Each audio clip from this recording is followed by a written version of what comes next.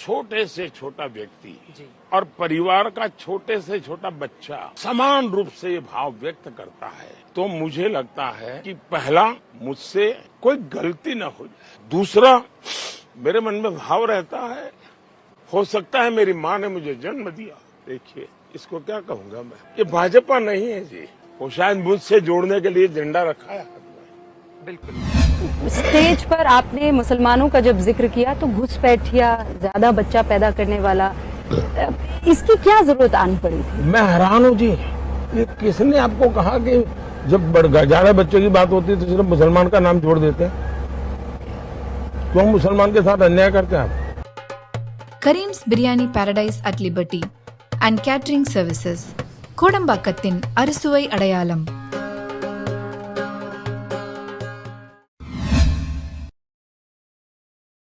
வணக்கம். வோட் ஜிஹாத், mutton, mangalsutra, Hindu Muslim, Pakistan, இது போன்ற வார்த்தைகளை தாண்டி வேற எந்த விதமான வார்த்தையும் கடந்த 10 ஆண்டுகளாக பிரைம் மினிஸ்டர் மோடி நாவில் இருந்தோ அல்ல பிஜேபியின் பல தலைவர்கள் நாவில் இருந்தோ உங்களால் கேட்டிருக்க முடியாது. அதையெல்லாம் விட்டு விடுங்கள். கடந்த 10 ஆண்டுகளாக இந்த நாட்டிற்காக என்ன இந்த அரசாங்கம் செய்தது என்று நீங்க கேட்கும் போது, இந்த நாட்டு விலைவாசியை பத்தி நீங்க பேச மாட்டீர்கள், இந்த நாட்டு இளைஞர்களுடைய வேலைவாய்ப்பை பத்தி நீங்க பேச மாட்டீர்கள், பெட்ரோல் டீசலின் விலையாக இருக்கட்டும், எல்பிஜியின் விலையாக இருக்கட்டும், அல்ல இந்த நாட்டு பெண்களுடைய பாதுகாப்பாக இருக்கட்டும், அல்ல விவசாயிகளுடைய போராட்டமாக இருக்கட்டும், இந்த நாட்டு பெண் வீராங்கனைகளுடைய பாதுகாப்பாக இருந்தால் கூட எந்த விதமான வார்த்தையும் பேசாத இந்த நாட்டு emotional prime minister Shri Narendra Damodar Das Modi அவர்களுடைய ஒரு ஃபேக்ட் செக்குடன் இன்னைக்கு நான் வந்திருக்கிறேன். பிரைம் மினிஸ்டர் மோடி நியூஸ் 18 கொடுத்த ஒரு இன்டர்வியூவில் பேசிய இந்த வார்த்தை. ரூபிகா லயாக்கத் ஒரு பக்கம், இன்னொரு பக்கம் நரேந்திர மோடி அவர்கள் கங்கை நதியில் மிதந்து கொண்டிருக்கும் போது, அதாவது கப்பலில் போகும்போது இந்த இன்டர்வியூ எடுக்கப்பட்டது. மிகவும் அழகான சிச்சுவேஷன், ரொம்பவே பியூட்டிஃபுல்லான அந்த ரிவர் இருக்கிறது, நதி, கங்கை நதி. ரூபிகா லயாக்கத்திடம் அவர் பேசிய அந்த வார்த்தை, ஹிந்து முஸ்லிம் என்றே நான் பேசுவதல்ல. என்னைக்கு நான் ஹிந்து முஸ்லிம் என்று பேசுகிறேனோ இந்த பொது வாழ்க்கையில் நான் வாழ தகுதியற்றவன் என்று நீங்க என் மீது முத்திரையை குத்தி விடலாம். அதற்கு அடுத்த நாளே பிரைம் மினிஸ்டர் மோடி என்ன பேசினார், அதை நீங்க பார்க்க போறீர்கள். இந்த 5 நாட்களுக்கான டேட்டாவை மட்டுமே நாங்கள் அலசி பார்த்தோம். வெறும் 5 நாட்களில் எத்தனை முறை பிரைம் மினிஸ்டர் மோடி ஹிந்து முஸ்லிம் என்று பேசினார், அதையும் நீங்க பார்க்க போறீர்கள். ஆனால் ஏன் எமோஷனல் பிரைம் மினிஸ்டர் என்று கூறினேன்? இந்த நாட்டிற்கு கிடைத்த முதல் பிரைம் மினிஸ்டர் கேமராவிற்கு முன்பு எத்தனை முறை அழுது காட்டியிருக்கிறார் என்று நீங்க பார்க்க வேண்டும். ரூபிகா லயாக்கத்துடைய இந்த இன்டர்வியூவிலும் பிரைம் மினிஸ்டர் மோடி அழுது காட்டியிருக்கிறார். ஆனால் இந்த அழுகை எந்த அளவில் இந்த நாட்டுக்கான அழுகையா அல்ல நாட்டு மக்களுக்காக நீங்க அழுதீர்களா என்று நீங்க கேட்கும் போது கிடையாது. மணிப்பூரில் எந்த அளவில் அந்த கொடூரம் நடந்தது, எந்த அளவில் பெண்களை நிர்வாணப்படுத்தி ரோட்டில் நடக்க விட்டார்கள், அன்னைக்கு பிரைம் மினிஸ்டர் மோடியுடைய கண்கள் கலங்கவில்லை. இந்த நாட்டிற்கு பெருமை தேடி கொடுத்த இந்த நாட்டு பெண் வீராங்கனைகள் அவர்கள் ரோட்டில் இறங்கி போராடினார்கள் உங்களுடைய பிரிஜ் பூஷன் சரண் சிங்க்கு எதிராக. அன்னைக்கும் பிரைம் மினிஸ்டர் மோடி கண்கள் கலங்கவில்லை. ரெவென்னா என்கிற ஒரு மிருகம், 3000க்கும் மேற்பட்ட செக்ஸ் டேப்ஸ்கள், அந்த நபருக்காக நீங்க ஓட்டை சேகரித்தீர்கள். அந்த நபருடைய உண்மை வெளிவந்ததற்கு பின் கூட உங்களுடைய கண்கள் கலங்கவில்லை. ஹாத்ரஸாக இருக்கட்டும், உன்னாவாக இருக்கட்டும், இது போன்ற எத்தனையோ ரேப் விக்டிம்ஸ்கள் போராடி கொண்டிருக்கிறார்கள். அன்னைக்கும் பிரைம் மினிஸ்டர் மோடி கண்கள் கலங்கவில்லை. கோவிட் விவகாரமாக இருக்கட்டும், அல்ல டிமானிட்டைசேஷனில் ரோட்டில் லைனில் நின்று கொண்டே எத்தனையோ பேர் உயிரிழந்தார்களே, அன்னைக்கும் பிரைம் மினிஸ்டர் மோடியுடைய கண்கள் கலங்கவில்லை. ஃபார்மர்ஸ் ப்ரொடெஸ்டில் 700க்கும் மேற்பட்ட விவசாயிகள் உயிரிழந்திருக்கிறார்கள். 27 மாதங்களுக்கு பின்பு திரும்பி வந்த போது அந்த போராட்டத்தை எப்படி நீங்க நசுக்கிறீர்கள் என்கிற அந்த காட்சிகளும் நீங்க பார்த்திருப்பீர்கள். அன்னைக்கும் உங்களுடைய கண்கள் கலங்கவில்லை. இந்த நாட்டில் மூலை முடுக்குகளில் கொஞ்சம் கொஞ்சமாக சிறுக சேர்ப்பதற்காக கூலி வேலை பார்க்கக்கூடிய நபர்கள் கால்களில் செருப்பு இல்லாமல் நடந்து சென்றார்களே, வண்டி கிடைக்காமல், பஸ் கிடைக்காமல், ரயில் கிடைக்காமல், கோவிட் காலகட்டத்தில் ரயில் தண்டவாளத்தில் உயிரிழந்தார்களே, அப்பவும் உங்களுடைய கண்கள் கலங்கவில்லை. இந்த நாட்டு பெண்கள் 400 ரூபாய் கொடுத்து அந்த எல்பிஜியை வாங்கி கொண்டிருந்தார்கள். 1150 ரூபாய் எல்பிஜி சிலிண்டர் உயர்ந்ததற்கு பின்பு உங்கள் முன் கெஞ்சினார்கள், விலைவாசியை குறைங்கள் என்று. அன்னைக்கும் உங்களுடைய கண்கள் கலங்கவில்லை. ஆனால் டெலிவிஷன் கேமராவிற்கு முன்பு பிரைம் மினிஸ்டர் மோடியுடைய கண்கள் கலங்கி விடுகிறது. சரி, இன்னைக்கு இந்த இன்டர்வியூவில் பிரைம் மினிஸ்டர் மோடி என்ன பேசினார், இதை தாண்டி எந்த அளவில் பிரைம் மினிஸ்டர் மோடி அடுக்கடுக்காக பொய்களை மட்டுமே பேசிக் கொண்டிருக்கிறார் என்று நீங்க பார்க்க போறீர்கள்.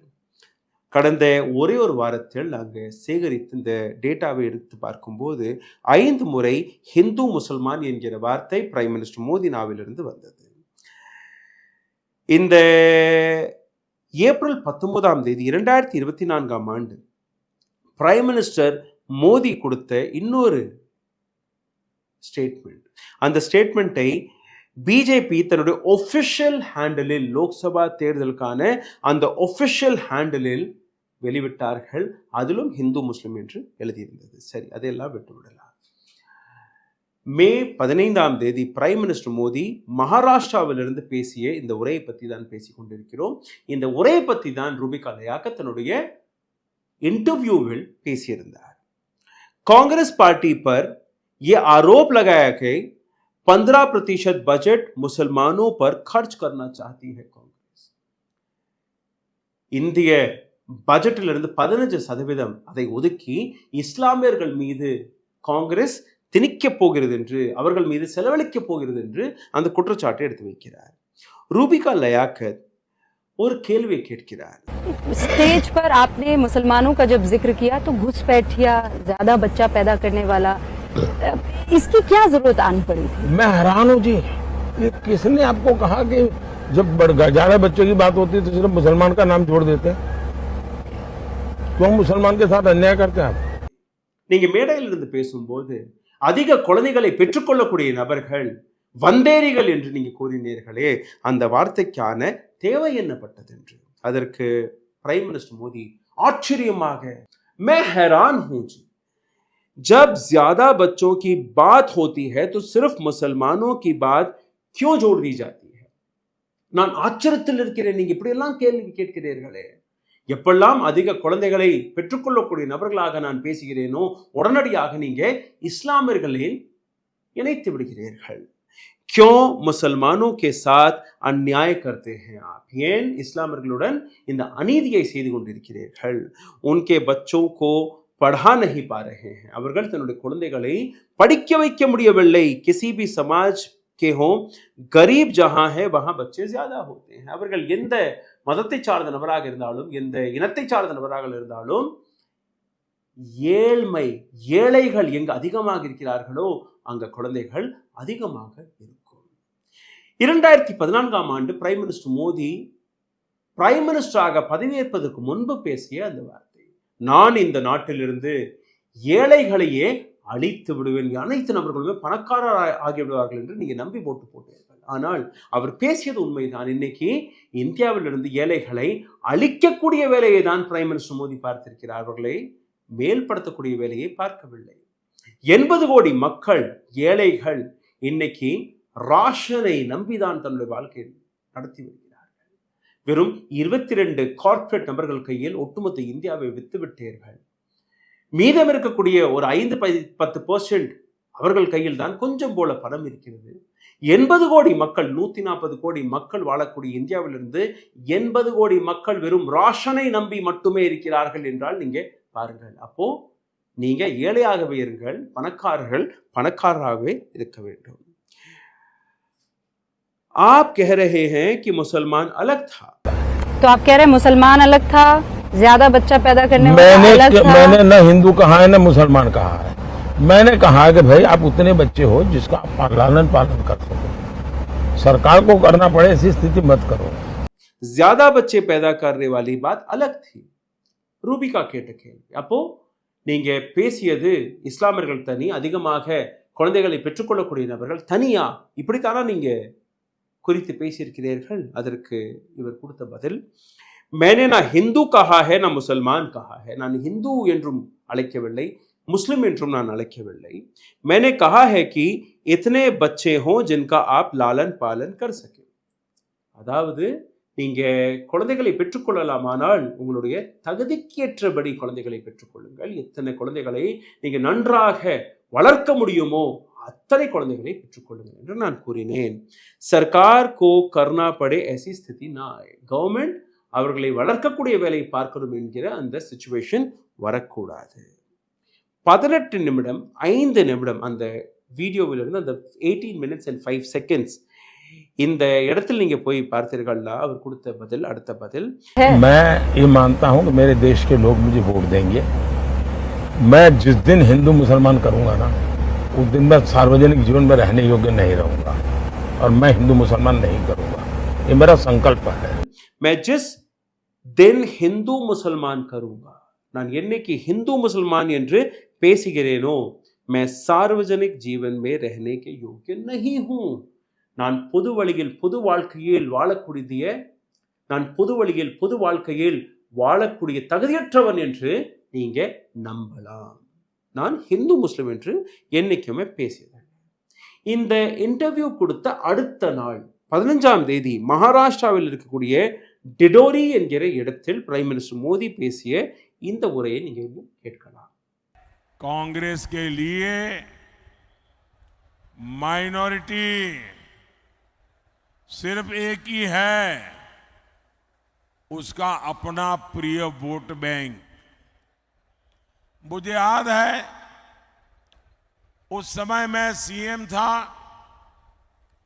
और जब ये बात कांग्रेस ने उठाई थी तो मैंने उसका मुख्यमंत्री रहते हुए पुरजोर विरोध किया था. कांग्रेस उस समय चाहती थी कि देश के सारे बजट का 15% सिर्फ मुसलमानों पर खर्च हो. तब भाजपा के जबरदस्त विरोध के बाद ये कामयाब नहीं हो पाए थे. பிரைம் மினிஸ்டர் மோடி நாவிலிருந்து வந்த இந்த வார்த்தை, நான் हिंदू मुस्लिम என்று பேச மாட்டேன் என்று கூறிய அதே பிரைம் மினிஸ்டர். कांग्रेस उस समय चाहती थी कि देश के बजट का 15% सिर्फ मुसलमानों पर खर्च. காங்கிரஸ் ஆட்சியில் இருக்கும்போது அவர்களுடைய கொள்கை இந்தியாவிற்காக ஒதுக்கக்கூடிய பட்ஜெட்டிலிருந்து 15% வெறும் இஸ்லாமியர்களுக்கு மட்டுமே செலவழிக்க வேண்டும் என்று அவர்களுடைய கணக்கு இருந்தபடி இவர் கூறினார். இதற்கான உண்மை என்ன, எப்படி உங்களிடம் டேட்டா கிடைத்தது, எந்த டேட்டாவை வைத்து இது போன்ற கட்டுக்கதைகளை நீங்க கூறி வருகிறீர்கள், எந்த விதமான கேள்வியும் ரூபிகா லயாக்கத் கேட்கவில்லை. பீகார்ல இருக்கக்கூடிய ஹாஜிபூர் 13 மே 2024ஆம் ஆண்டு இவர் பேசிய இந்த உரையை நீங்க கேளுங்கள். 9 நிமிடம் 25 நொடிகளில் பிரைம் மினிஸ்டர் மோடி பேசிய விஷயம். साथियों, आरजेडी कांग्रेस की प्राथमिकता आप लोग नहीं है, बल्कि उनका अपना वोट बैंक ही है. अभी आपने सुना होगा बिहार में जंगल राज लाने वाले जो व्यक्ति है, जो चारा घोटाले में अदालत ने सजा की हुई है, गुनहगार माना है, उन्होंने अभी एक बयान दिया. उन्होंने कहा कि मुसलमानों को आरक्षण दिया जाना चाहिए और वो भी पूरा का पूरा, यानी दलितों, पिछड़ों, आदिवासियों को मिलने वाला पूरा आरक्षण ये अब सिर्फ मुसलमानों को देना चाहते हैं. आरजेडी कांग्रेस की प्राथमिकता आप लोग नहीं बल्कि उनका अपना वोट बैंक है. आरजेडी மற்றும் காங்கிரஸ் உடைய இந்த கூட்டணி உங்களை பற்றி சிந்திக்காது அவர்களுடைய वोट பேங்கை மட்டுமே சிந்திக்கக்கூடிய நபர்கள். अभी आपने सुना होगा बिहार में जंगल राज लाने वाले जो व्यक्ति हैं, जो चारा घोटाले के अदालत में सजा हुई है, गुनाहगार माना है, उन्होंने कहा है कि मुसलमानों को आरक्षण दिया जाना चाहिए. இந்த மாநிலத்தில் குண்டாராஜை கொண்டு வந்த நபர்கள், சாரா கோட்டாலாவில் சிறைக்கு சென்ற நபர் லாலு பிரசாத் கூறுகிறார், அவர்கள் இஸ்லாமியர்களுக்கு ரிசர்வேஷன் கிடைக்க வேண்டும் என்று அவர்கள் சப்போர்ட் செய்து வருகிறார்கள். वो भी पूरा का पूरा முழுமையாக அவர்களுக்கு மட்டுமே रिजर्वेशन கிடைக்க வேண்டும். यानी दलितों को, पिछड़ों को, आदिवासियों को मिलने वाला पूरा आरक्षण अब सिर्फ मुसलमानों को देना चाहते हैं. दलितகள், ஆதிவாசிகள், எஸ்சி எஸ்டி இவர்களுக்கு கிடைக்கக்கூடிய ரிசர்வேஷனை இதற்கு மேல் வெறும் இஸ்லாமியர்களுக்கு மட்டுமே இவர்கள் கொடுக்க போறார்கள். இது பிரைம் மினிஸ்டர் மோடி மே 13ஆம் தேதி பீகாரில் இருக்கக்கூடிய ஹாஜிபூர்ல இருந்து கொடுத்த இந்த ஸ்டேட்மெண்ட். இங்கே மட்டும் நிற்கவில்லை. இதே பீகாரில் இருக்கக்கூடிய சாரண் என்கிற இடத்தில் அதே மே 13ஆம் தேதி பேசிய இந்த உரையை கேட்க வேண்டும். 23 நிமிடம் 59 நொடிகளில். इसी मुद्दे पर मैंने कांग्रेस को भी चुनौती दी है. मैंने कहा था कांग्रेस लिख कर दे दे कि वे देश में एससी, एसटी, ओबीसी का आरक्षण मुसलमानों में नहीं बांटेंगे, मुसलमानों में नहीं बांटेंगे. நான் ஹிந்து முஸ்லிமை பத்தி பேசுவதில்லை, ஆனால் ஒவ்வொரு மேடை பேச்சிலும் பிரைம் மினிஸ்டர் மோடி நாவிலிருந்து வரக்கூடிய வார்த்தை முஸ்லிம் முஸ்லிம் முஸ்லிம் மட்டுமே. ஓகே, காங்கிரஸ் ஒரு வித்து பேப்பரில் எழுதி கொடுக்கட்டுமே, ஓபிசி, எஸ்சி, எஸ்டி இவர்களுடைய ரிசர்வேஷனை நாங்க இஸ்லாமியர்களுக்கு கொடுக்க மாட்டோம். वो धर्म के आधार पर आरक्षण नहीं लाएंगे. आज 3 हफ्ता हो गया है कांग्रेस और उसकी साथियों के मुख पर ताला लगा हुआ है. இன்னைக்கு 3 வாரங்கள் ஆகிவிட்டது. காங்கிரஸ் அவர்களுடைய கூட்டாளிகளிடம் எந்த விதமான பதிலும் கிடையாது. இதை விட்டு விடலாம். இங்கேயும் அதே ஆதிவாசி, அதே தலித், அதே பின்தாங்கிய மக்கள் இவர்களுடைய பெயரை வைத்து முஸ்லிம்ஸ்களை டார்கெட் செய்தார் பிரைம் மினிஸ்டர் மோடி. பश्चिम பங்காலில் இருக்கக்கூடிய ஹாவ்டா என்கிற இடத்தில், வெஸ்ட் பெங்கால் ஹாவ்டா என்கிற இடத்தில் மே 12ஆம் தேதி 2024ஆம் ஆண்டு பிரைம் மினிஸ்டர் மோடி பேசிய இந்த உரையை நீங்க கேட்க வேண்டும். टीएमसी के एमएलए खुलेआम हिंदुओं को धमकी देते हैं. वो कहते हैं कि हाँ हिंदू कम बचे हैं, हम हिंदुओं को भागीरथी में डुबो देंगे. टीएमसी के एमएलए खुलेआम हिंदुओं को धमकी दे रहे हैं. டிஎம்சியின் குண்டர்கள் வெளிப்படையாக हिंदुக்களை टारगेट செய்து வருகிறார்கள், மிரட்டி வருகிறார்கள். वो कहते हैं कि यहाँ हिंदू कम बचे हैं, हम हिंदुओं को भागीदारी में हम हिंदुओं को भागीरथी में डुबो देंगे. भागीरथी ஒரு ரிவர், நதி. நாங்க हिंदुக்களை இந்த நதியில் முக்கிய கொன்றுவிடும். ஏன்னா இங்க हिंदुக்கள் குறைவாக இருக்கிறார்கள். टीएमसी उसका भी बचाव करती है, उसे सही ठहराती है. तुष्टीकरण का ऐसा खुला खेल इतना अवमाननीय चेहरा. வெறுப்பு அரசியலை டிஎம்சி பார்த்து கொண்டிருக்கிறது. இங்கேயும் ஹிந்து முஸ்லிம் என்கிற இந்த விஷயம். வெஸ்ட் பெங்கால்ல இருக்கக்கூடிய பேரக்பூர்ல இந்த மேடையிலிருந்து பேசிய அந்த வார்த்தை நீங்க கேட்க வேண்டும். इन लोगों ने बंगाल में हिंदुओं को दोयम दर्जे का नागरिक बनाकर रख दिया है.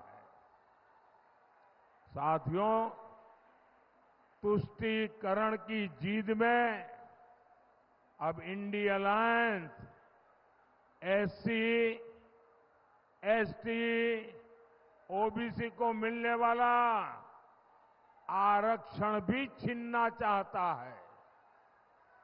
ये लोग कह रहे हैं कि आरक्षण अब मुसलमानों को दिया जाए. और भी आधा अधूरा नहीं, थोड़ा सा नहीं, पूरा का पूरा आरक्षण मुसलमानों को दिया जाए।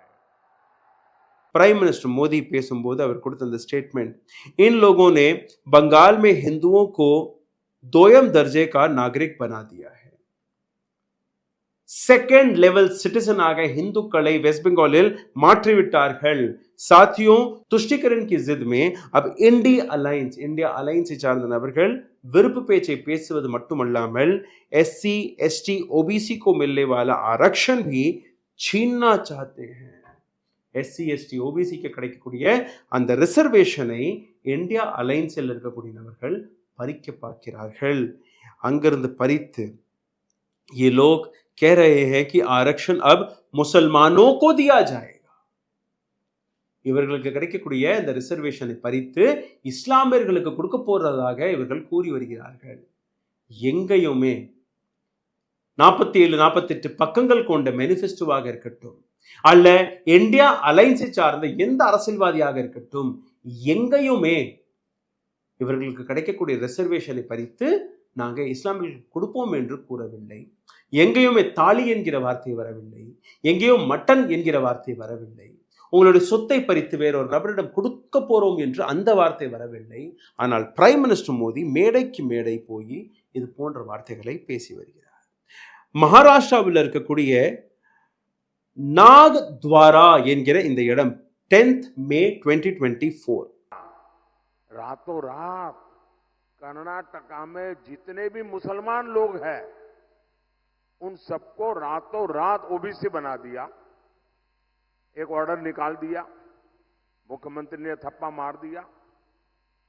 अब हुआ क्या, जो ओबीसी को आरक्षण मिलता है उसका सबसे बड़ा हिस्सा ये रातों रात ओबीसी बन गए, उन्होंने लूट लिया. अब बताइए, ये वो आदिवासियों के लिए करना चाहते हैं, वो दलितों के लिए करना चाहते हैं, और ये कर्नाटका का मॉडल पूरे देश में लागू करना चाहती है. SC ST OBC का आरक्षण खत्म करने के लिए, और मैं गंभीरता से कह रहा हूं, ये महाअघाड़ी